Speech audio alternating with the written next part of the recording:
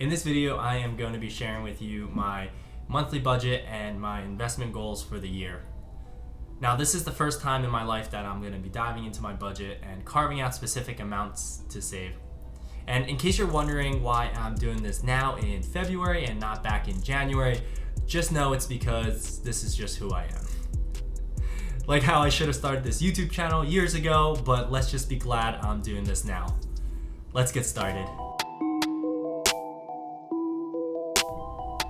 Good morning, good afternoon, good evening. My name is True. I am finally adulting and putting together a monthly budget as well as prioritizing savings and investing.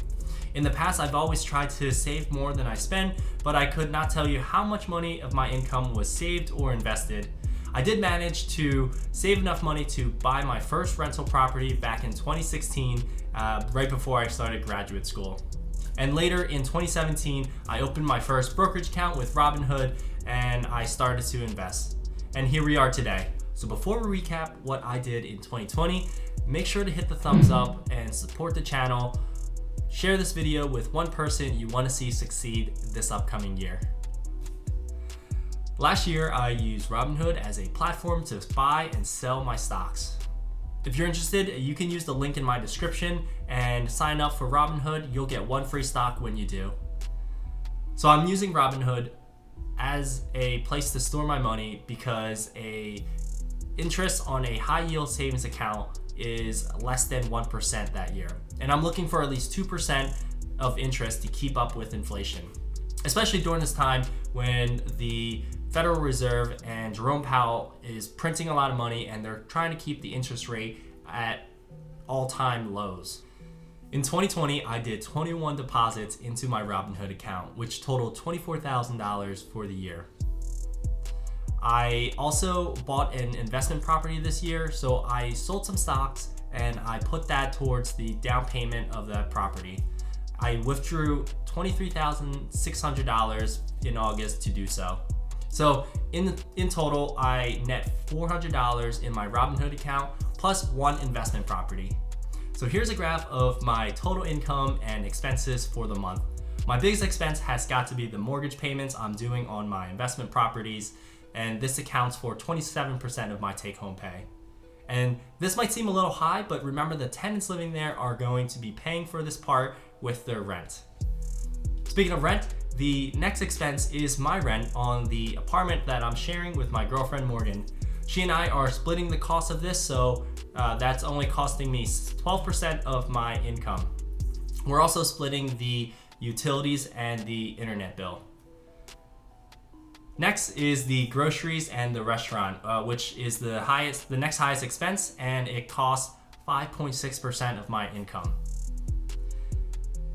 The others category are a miscellaneous expenses, and they are usually one-time things like gifts and such, and this is nearly 6% of my total income, and one area that I can definitely trim down on. Overall, I'm spending 56% of my income on expenses, which leaves me with 44% to YOLO on stocks. So now that we've covered my expenses for the month, let's talk about my savings. I have a 401k through my job, in which my company will match the first 3% of my contribution. And in 2021, the maximum amount that you can contribute into a 401k is $19,500, which I intend to do. Another retirement account is a Roth IRA, and this is gonna be the first year that I'm going to actually contribute into one. I should have done this sooner because a Roth IRA allows you to contribute post-tax dollars so that when you retire and you use that money, it's going to be tax-free. Unlike a 401k, you are going to get taxed when you use that money. The IRS limits a Roth IRA contribution to $6,000 a year, so I'll be contributing $500 every month into my Roth IRA. This year, I have a goal of saving $36,000 by the end of the year. This means I will have to save $3,000 a month to do so, $500 of which will go into my Roth IRA. I also just opened another brokerage with Webull. Link in the description if you want to open one as well. Sign up and fund your account with $100 and you'll receive 4 free stocks when you do so. I'll add $2,000 a month into my Webull account, keep an eye out for a future video I'll make on what I am going to use that money to invest in using the Webull platform. Finally, $500 will go into my Robinhood account. I don't plan on growing this account too much, but I do plan on using it like a savings account. The Robinhood Cash Management lets me tap into the unused funds with a debit card, and having access to my cash is very important when owning a property. The uninvested funds grow like a savings account, although the interest rate on this is currently just as bad as any high yield savings account out there. But the money will be in one place for me, and it is much easier to keep track of. So in total, I will be saving $55,500 in 2021.